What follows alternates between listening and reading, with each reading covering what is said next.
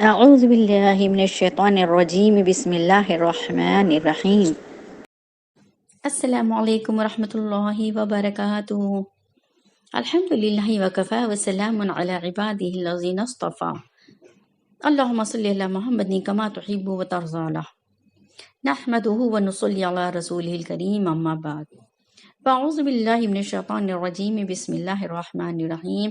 رب زدنی علما رب زدنی علما رب زدنی علما، اللہم انی اسألک علما نافعا ورزقا طیبا وعملا متقبلا۔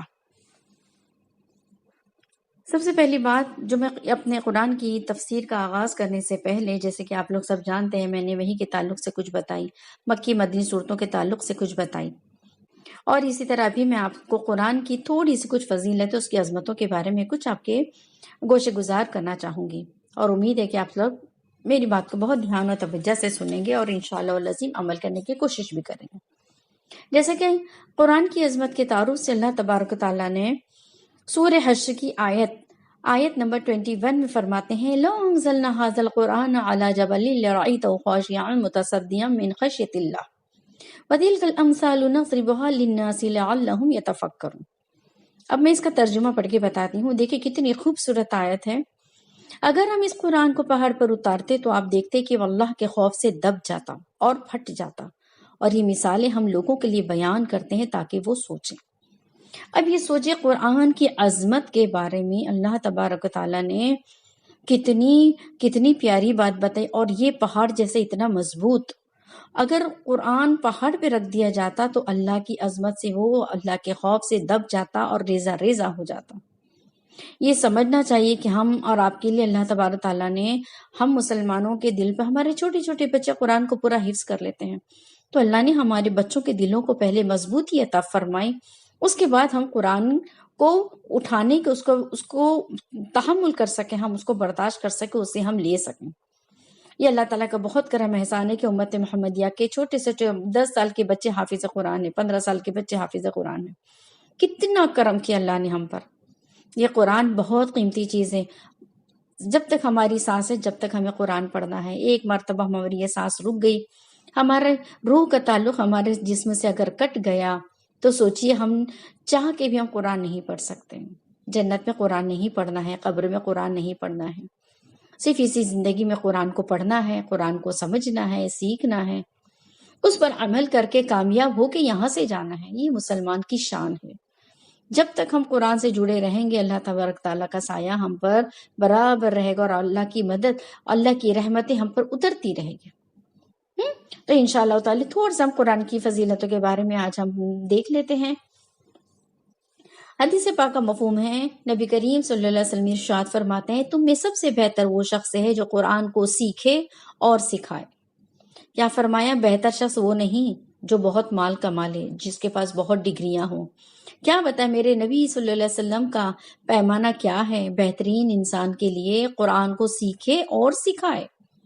اب دیکھیں ہم کیا کرنے بیٹھے ہیں، ہم جو یہاں پہ 10-15 منٹ، آدھا گھنٹہ جو ہم بیٹھتے ہیں، یہ قرآن سیکھنے کی محنت ہے، ہمارے قرآن سکھانے کی محنت ہے۔ میں بھی طالب علم، آپ بھی طالب علم ہیں۔ اس کو بخاری نے روایت کیا ہے۔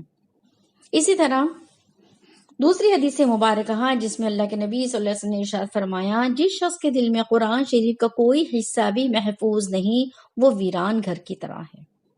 دیکھو گھر بنتا ہے سامانوں سے، در و دیواروں سے، صرف گھر نہیں بنتا ہے، گھر بنتا ہے گھر والوں سے، گھر بنتا ہے سامان سے۔ ضرورت کا سامان ہمارے لیے ضروری ہے، چار دیواری کے اندر جا کے ہم کیسے اسے ویرانہ کہتے ہیں۔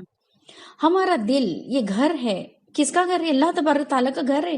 مومن کے قلب میں اللہ تبارک تعالیٰ رہتے ہیں۔ اس دل کو، اس گھر کو اللہ کے کلام سے سنواریں، اس سے اس کو زینت بخشیں۔ کتنی بری بات ہے کہ اس گھر کو، اس دل کو ویران گھر کی طرح بتایا جس میں قرآن کا کوئی حصہ موجود نہیں۔ یعنی بندہ اتنا جاہل ہے کہ اس نے سورہ فاتحہ بھی یاد نہ کری، قل هو اللہ احد یعنی سورہ اخلاص بھی یاد نہ کری۔ اللہ تعالیٰ حفاظت فرمائے ہم تمام مومنین کے، کہ اللہ ہمارا دل کبھی بھی قرآن کی تعلیمات سے خالی نہ ہو اور قرآن کے سوروں سے خالی نہ ہو۔ اسے ترمذی نے روایت کیا ہے۔ شعب الایمان میں ایک حدیث ہے جس کا مفہوم ہے، قرآن پاک کی تلاوت کرنا دلوں کے زنگ کو دور کر دیتا ہے۔ کلا بل ران علی قلوبہم ما کانوا یکسبون۔ ان کے دلوں میں زنگ لگ گیا ہے۔ کس کی وجہ سے؟ ان گناہوں کی وجہ سے جو وہ کیا کرتے تھے، جو وہ کمایا کرتے تھے، ہے نا۔ یعنی حدیث پاک ایک مفہوم خلاصہ ہے کہ جب انسان ایک گناہ کرتا ہے تو اس کے دل میں ایک سیاہ نقطہ لگ جاتا ہے، لیکن توبہ استغفار کرنے سے سیاہ نقطہ دھل جاتا ہے۔ ٹھیک اسی طرح اگر وہ انسان گناہ پہ گناہ کرتا چلا جائے گا تو سیاہ نقطے بڑھتے چلے جائیں گے۔ ایک وقت ایسا آ جائے گا اس کا قلب پورا سیاہ ہو جائے گا، پھر اس کے بعد نہ اسے اللہ کا خوف ہوگا، نہ وہ جہنم سے ڈرے گا، نہ وہ قبر سے ڈرے گا، بالکل نڈر ہو جائے گا، بالکل بے خوف و خطر ہو جائے گا، آخرت سے بالکل بے فکر ہو جائے گا، جو بہت بدترین بات ہے۔ یہاں پر بتائی جا رہی ہیں اس دل کو جس کو ہم نے اپنے گناہوں کے سبب زنگ آلود کر لیا ہے، اس کو قرآن پاک کی تلاوت کرنے سے ہم دھو سکتے ہیں، اس زنگ کو ہم دور کر سکتے ہیں۔ انشاءاللہ العظیم ابھی تو رمضان کا مہینہ الحمدللہ رب العالمین چل رہا ہے، کثرت سے قرآن پڑھیں، اور جو ہم نے 11 مہینے یا پوری زندگی جو گناہ کیے ہیں ان گناہوں کو دھو کے اپنے دل کو اجلا اور پاک و صاف کر لیں۔ یہ شعب الایمان میں سے میں نے حدیث بیان فرمائی۔ دوسری حدیث نمبر 4 کے اندر حدیث پاک کا مفہوم ہے قرآن والے اللہ تعالیٰ کے اہل تعلق ہیں اور خاص لوگوں میں سے ہیں۔ کیا فرمایا؟ اہل تعلق، یعنی وہ جن کے بڑے بڑے لوگوں کے ساتھ نشست ہوتی ہے، بڑے بڑے جو رہتے ہیں، جیسے اگر دیکھا جائے تو فلم سٹارز کے ساتھ اگر کسی کی اگر ایک خالی فوٹو بھی آ جاتی، اس کا ایک آٹوگراف بھی آ جاتا تو وہ اپنے آپ کو بہت بڑا سمجھتا ہے۔ پرائم منسٹر کے ساتھ اگر ہو جائے، کسی منسٹر کے ساتھ ہو جائے تو بڑا انسان فخر کو محسوس کرتا ہے، جبکہ وہ تو فخر کی باتیں ہی نہیں ہے، وہ لوگ تو ایسے ہے ہی نہیں، ہمارے رول ماڈل صحیح نہیں۔ وہ ہم کو یہاں کیا بتائی جا رہی ہے بات قرآن کے تعلق سے؟ قرآن پڑھنے والا، کثرت سے قرآن پڑھنے والا، وہ ایسا ہے جیسے کہ وہ اللہ تعالیٰ کے اہل تعلق سے ہے، یعنی اللہ کے بہت قریب ہے اور خاص لوگوں میں سے ہے۔ کتنی بڑی بات ہے، جس کا اللہ ہو گیا اس کو دنیا میں کوئی پرواہ نہیں، اس کو موت کے وقت کوئی فکر نہیں، اس کو آخرت میں کوئی فکر نہیں، بس ہمیں اللہ کا ہو جانا ہے۔ اور یہ ہونے کی سیڑھی کیا بتائی جا رہی ہے؟ قرآن کا پڑھنا، قرآن کا یاد کرنا، اس کا سمجھنا، اس کے معنی مفہوم کو جانا اور اس کے ساتھ ساتھ اس پر عمل کرنا۔ کتنی سمپل چیز ہے۔ اگر ہم ایک ریفریجریٹر بھی لیتے ہیں تو ہم کو اس کو آن کرنے کے لیے، اس کو برابر دیکھنے کے لیے ہمیں اس کے مینیو کو دیکھنا پڑتا ہے۔ ہم ایک فریج جو ایک بالکل ادنا سی چیز ہے، اس کو ہم وداؤٹ مینیو ہم چلا نہیں سکتے۔ ہم ہوٹل میں کھانا کھانے جاتے، چلو یہی مثال لیں، ہم ہوٹل میں کھانا کھانے جاتے ہیں، ہمیں پتہ ہے ہوٹل میں کھانا ملے گا، لیکن کیا اس کے لیے ہمیں مینیو دیکھنا پڑتا ہے۔ ایک کھانا کھانے کے لیے ہمیں مینیو کی ضرورت پڑتی ہے، تو ہماری اتنی بڑی زندگی جو اللہ نے ہمیں دی ہے، جو سانسیں اللہ نے دی ہے، وہ وداؤٹ مینیو کیسی دے سکتی تھی؟ یہ قرآن کریم ہماری پوری زندگی کا مینیو ہے۔ اس میں آپ کو بتایا گیا ہے کہ کیا کریں اور کیا نہ کریں، ڈوز اینڈ ڈونٹس اس کے اندر ہیں۔ اسی طرح دنیا کے اندر تو وکیل مل جاتے ہیں، پیسے دو تو ہائر کر سکتے ہیں، ہم بڑے سے بڑا وکیل، بڑے سے بڑے جج کو ہائر کر سکتے اور اپنے حق میں گناہ کے باوجود، جرم کے باوجود فیصلے کو اپنے حق میں ہم کرا سکتے ہیں، لیکن ایسا کرانا بہت بڑا گناہ ہے۔ یہاں پہ دیکھو قرآن پاک کے تعلق سے کتنی خوبصورت حدیث ہے۔ قرآن پاک ایک ایسا شفیع ہے جس کی شفاعت قبول کی گئی، ایسا جھگڑالو ہے جس کا جھگڑا تسلیم کر لیا گیا۔ کس کی شفاعت؟ قرآن کی شفاعت۔ کہاں؟ قبر میں، کہاں؟ محشر میں، کہاں؟ میزان کے وقت۔ اگر بالفرض اگر بندہ کسی وجہ سے جہنم کی طرف جاتا ہے یا قبر کے اندر اسے عذاب ہونے لگتا ہے تو فوراً یہ لڑنے لگتا اللہ سے کہ اللہ تعالیٰ میں نے اس کو دن میں، اس نے روزہ رکھا، اس کو دن میں روزہ رکھنے کی وجہ سے بھوکا پیاسا رہنا پڑا، اور رات میں میں نے اس کو سونے نہیں دیا، یہ تہجد میں مجھے پڑھا کرتا تھا، یا تو اس کے لیے اس کی قبر کو منور کر دیں، یا تو اپنے قرآن میں سے مجھے نکال دیں۔ جب تک اللہ ہمارے لیے راحت نہیں پہنچائیں گے، جب تک ہمارے لیے قبر میں آسانی نہیں ہوگی، یہ قرآن ہم نے چھوڑ کر جانے والا نہیں ہے۔ یہاں تک کہ قبر کے منکر نکیر جو سوال جواب کرنے کے لیے آئیں گے، وہ اس وقت بھی ہمارے ساتھ ایک ساتھی بن کے رہے گا۔ کتنی پیاری چیزیں دیکھی ایسے وقت میں جب ہمارے گھر والوں نے بھی ہمیں چھوڑ کے چلے گئے، اس قرآن نے ہمارا ساتھ دیا۔ ہاں، اس لیے اس قرآن کو ہم بہت زیادہ سیکھیں گے، سمجھیں گے اور عمل کریں گے۔ جس قوم نے قرآن پر عمل کیا اور اس کے مطابق زندگی گزاری اسے ہمیشہ سربلندی عطا ہوتی ہے۔ کامیابی کی سیڑھی بتا دی اس حدیث نے۔ کامیابی چاہتے ہو، سربلندی چاہتے ہو، ہر فیلڈ میں سکسیس چاہتے ہو، قرآن کو مضبوطی سے تھام لو۔ جو قرآن میں کہا ہے ویسے عمل کرو، جیسے جیسے اللہ نے کہا ہے عمل کرو، کہا ایسا نہ کرو تو ویسا نہ کرو، اللہ نے فرمایا تم کامیابی عطا ہو جائے گی تمہیں۔ اسے دارمی نے روایت کیا، دارمی کی کتاب سے ہے۔ جس قوم نے قرآن پر عمل نہ کیا اور اسے ترک کر دیا، چھوڑ دیا، وہ قوم ذلت و خواری میں ڈھکیل دی جاتی ہے۔ آج ہم کس مقام پر کھڑے ہیں؟ آج ہم ذلت و خواری کے مقام پر ہے۔ کیوں کہ آج ہم نہ ہی قرآن کو آج کتنے ہمارے بھائی بہن ایسے ہیں جنہوں نے قرآن کو کبھی کھول کے پڑھا ہی نہیں۔ آج کتنے بچے ایسے ہیں جنہوں نے اسکول میں تو بہت ہائی فائی تعلیم ایجوکیشن حاصل کر لی، لیکن ان کو قرآن کا الف با تا نہیں آتا۔ ہم نے ترک کر دیا قرآن کو، ہم نے پرے پسے پشت ڈال دیا قرآن کو، اور آج ہم ذلت و خواری میں جا پڑے ہیں۔ جو شخص اللہ کی کتاب کو پڑھے گا، اس پر عمل کرے گا، وہ قیامت کے قریب ہر فتنے سے محفوظ رہے گا۔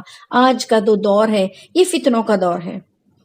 اس فتنے کے دور میں بچنے کے لیے ہمیں کتنی خوبصورت بات، کیسا ایک راستہ دکھا کے گئے ہمارے نبی صلی اللہ علیہ وسلم کہ جو شخص اللہ کی کتاب کو پڑھے گا اور اس پر عمل کرے گا وہ قیامت کے قریب ہر فتنے سے محفوظ رہے گا۔ ہم کس دور میں؟ ہم بالکل قرب قیامت کے قریب ہیں۔ قیامت کی چھوٹی چھوٹی کئی نشانیاں جو پوری ہو چکی، بڑی بڑی نشانیاں باقی ہیں، اور بڑی نشانیاں بھی جب آئے گی نا تو جیسے موتی کے اندر ایک ہار ہے، ہار کا اگر دھاگا ٹوٹ جاتا تو موتیاں کیسے بکھر جاتی ہیں، ٹھیک اسی طرح فتنے دم پہ دم، دم پہ دم سارے فتنے آ جائیں گے، ہمیں ہوش بھی نہیں رہے گا اپنے آپ کو سنبھالنے کا۔ وہ وقت آنے سے پہلے اللہ کی کتاب کو مضبوطی سے تھام لیں، اس پر عمل کریں، تاکہ جو فتنے، سب سے بڑا فتنہ جو آنے والا ہے وہ ہے دجال، دابت الارض، بہت بڑی بڑی 6 بڑی بڑی نشانیاں ہیں۔ اللہ ہم سب کی حفاظت فرمائے۔ آگے بتا رہے ہیں کہ قرآن اللہ کی رسی ہے، اسے تھام کر رکھنے والا اللہ سے جڑا رہے گا، کیونکہ اسی رسی کا دوسرا سرا اللہ کے ہاتھ میں ہے۔ اسے بھی دارمی نے بتایا۔ اس کے پہلے کی 3 حدیث جو میں پڑھی سب کے سب دارمی نے بتائی ہیں۔ اب بتائیے، قرآن اللہ کی رسی ہے، 2 سرے ہیں، ایک سرا آسمان میں، ایک سرا زمین پر، زمین کا سرا پکڑ لو، آسمان والا تمہارا ساتھ نہ چھوڑے گا۔ لیکن ہم نے تو اس رسی کو پکڑنا تھامنا تو چھوڑیے، ہم کو پتا بھی نہیں وہ رسی کہاں ہے۔ قرآن صرف ہمارے گھر کی زینت بن گیا ہے، بالکل اوپر طاق میں رکھا رہتا ہے، بہت خوبصورت مخمل کے کپڑے میں، گھر میں اٹا پٹا ہے، جب اس کے پیج کھولتے ہیں تو پنے آپس میں چپکے ہوئے ملتے ہیں، یہ حال ہے اس کا۔ تو قرآن اللہ کی رسی ہے، اسے تھام لے۔ اپنے گھروں کو قبرستان نہ بناؤ۔ اس کا مطلب کیا ہے کہ گھر میں اپنے صبح شام قرآن کی تلاوت کیا کریں، رات میں سونے کے وقت کچھ حصہ قرآن کا پڑھ کے سکے، نہ جانے کل کا سورج نصیب ہو یا نہ ہو، کہ ہمارا آخری عمل قرآن ہو۔ جو شخص کے دل میں قرآن کریم کا کوئی حصہ نہیں، وہ ویران گھر کی طرح ہے۔ یہ حدیث میں نے اس کے پہلے بھی اسے ملتی جلتی پڑھ چکی ہوں۔ آگے فرماتے ہیں نبی کریم صلی اللہ علیہ وسلم، حدیث پاک کا مفہوم خلاصہ ہے، تم اپنے لیے شفا کی 2 چیزوں یعنی شہد اور قرآن کو لازم پکڑ لو۔ مہینے کے کوئی بھی 3 دن، پہلی تاریخ، دوسری تاریخ، کسی بھی تاریخ شروع، کوئی بھی 3 دن مہینے کے صبح نہار منہ اگر آپ شہد کھا لیتے ہیں، آج شہد چاٹ لیں، کل چاٹ لیں، پرسوں چاٹ لیں، تاریخ کی کوئی قید نہیں۔ اللہ حدیث پاک کا مفہوم خلاصہ ہے کہ یہ عمل انسان کو بڑی بڑی بیماری سے بچا لے گا، اور قرآن کے اندر شفا ہے۔ وَنُنَزِّلُ مِنَ الْقُرْآنِ مَا هُوَ شِفَاءٌ وَرَحْمَةٌ لِّلْمُؤْمِنِينَ وَلَا يَزِيدُ الظَّالِمِينَ إِلَّا خَسَارًا۔ اللہ تعالیٰ قرآن میں خود فرما رہا ہے کہ قرآن میں کیا ہے، ہم نے شفا اتاری ہے۔ قرآن پڑھنے سے پہلے نیت کر کے بیٹھا کرے، اللہ مجھے ہدایت نصیب فرما، اللہ مجھے قرآن شریف کا پڑھنا، سمجھنا، عمل کرنا آسان فرما، اللہ مجھے اسے دوسروں تک پہنچانے کے لیے ذرائع وسائل تو کھول دے، میرے لیے آسانیاں پیدا فرما دے۔ نیتیں لے کے پڑھیں اور سوچو کہ اللہ مجھے شفا دے، یقیناً آپ کو شفا مل جائے گی۔ قرآن شریف والے وہ اللہ والے اور اس کے خاص لوگ ہیں اس کے پہلے کی حدیث ابن ماجہ کی تھی اور یہ حدیث بھی ابن ماجہ کی. کیا کتنی خوبصورت. ہم کتنا اللہ والوں کو دیکھ کے کتنے آگے پیچھے ہو جاتے, دیوانے ہو جاتے ہیں. ارے اللہ والا اس سے دعا کراؤ, اس سے دعا کراؤ. پھر ان کے پاس جائیں گے, بھائی بابا ذرا ہمارے سر پہ ہاتھ پھیرو, دیکھو کتنا بڑا گناہ ہے. ان کا ہاتھ میں ہاتھ لے لیتے ہیں, ان کے ہاتھوں کو چومتے ہیں, ان کے قدموں کو چومتے ہیں. اللہ, یہ سب شرکانہ عمل ہے, مشرکانہ عمل ہے. ہمارے لیے اعزاز و اکرام والے صرف اللہ تبارک و تعالی, اور یہ سب نہیں کرنا ہے. کیا فرمانا قرآن شریف والے وہ اللہ والے ہیں. یعنی یہاں پر آپ کو کیا بتایا جا رہا, اللہ والے بننے کا ہنر, اللہ والے بننے کا گر, اللہ والے بننے کا راستہ. So simple, so simple, so simple. اس کے باوجود بھی, اور آگے کیا فرما رہے ہیں, اور اس کے خاص لوگ. کس کی؟ اللہ کے خاص لوگ. ہم نہیں بننا چاہیں گے اللہ کے خاص لوگ. کیسے مسلمان ہیں ہم, جس کا کھا رہے ہیں, جس کا دیا اوڑھ رہے ہیں, پہن رہے ہیں, دیکھ رہے ہیں, سب کچھ کر رہے ہیں, لیکن اس کے ساتھ کوئی تعلق رکھنا ہم نہیں چاہتے. بالکل کٹے کٹے سے رہتے. اللہ نے صرف ایک کتاب دی اور ایک کتاب کی پکڑ ہوگی. دنیا کی سب سے زیادہ بغیر معنی کے پڑھی جانے والی کتاب قرآن مجید ہے. اللہ ہم سب کو قرآن مجید کثرت سے پڑھنے والا بنا دے, اور اس کے ترجمے کو جاننے والا, اس کو سمجھنے والا بنا دے. ہم سب کی زندگی کو اللہ تعالیٰ پوری کامل ہدایت کے نور سے تو بھر دے. ہم سب کی کمی کوتاہیوں کو معاف فرما دے. وآخر دعوانا ان الحمد للہ رب العالمین. سبحانک اللہم و بحمدک نشہد ان لا الہ الا انت نستغفرک و نتوب الیک. جزاکم اللہ احسن الجزاء. السلام علیکم ورحمۃ اللہ وبرکاتہ.